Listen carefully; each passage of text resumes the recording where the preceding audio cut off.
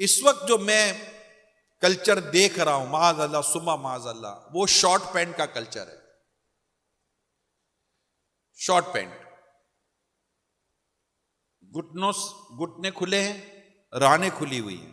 یہ کہاں سے آ گئی ہے یہ چیزیں ہمارے؟ اگر میں ہو سکتا ہے کہ ہمارے بعض نوجوانوں کو یا بعض لوگوں کو پتہ نہ ہو. میں آپ کو اس کی مثال دیتا ہوں.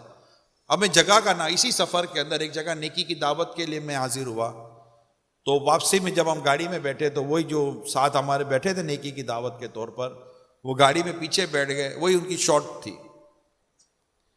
اب گھٹنے کھلے ہوئے، سارا کھلا ہوا. میں آگے کی سیٹ پہ بیٹھا تھا، وہ پیچھے بیٹھے ہوئے تھے. اب چونکہ تھوڑی دیر نیکی کی دعوت کا سلسلہ ہوا، یہ سب کچھ ہوا، تو میں نے کہا کہ اگر آپ کو ایک نیکی کی دعوت پیش کروں. پھر میں نے ان کو یہ مسئلہ سمجھایا. میں ان کو مسئلہ نہیں پتا تھا، بقول ان کے کہ مجھے نہیں پتا تھا کہ یہ چھپانا فرض ہے اور اس کی اجازت ہماری شریعت میں نہیں ہے. اس کو نہیں پتا. نوجوان تھا، اپنے پنجاب کا ہی تھا، لیکن یورپ میں ہے.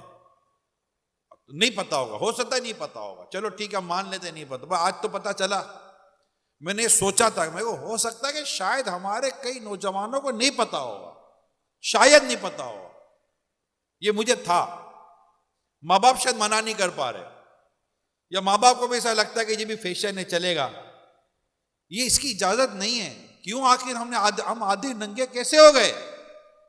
ہمارے کپڑے آدھے کیسے ہو گئے یار؟ ہماری عورتوں اور ہماری بچیوں کے کپڑے آدھے کیسے ہو گئے یار؟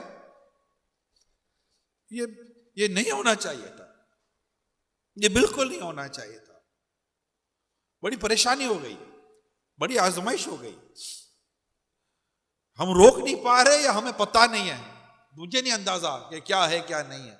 لیکن شریعت و دین کے احکام حیا جیسے کہ رخصت سی ہو گئی ہمارے درمیان سے. اسلام ہمیں شرم و حیا کا درس دیتا ہے.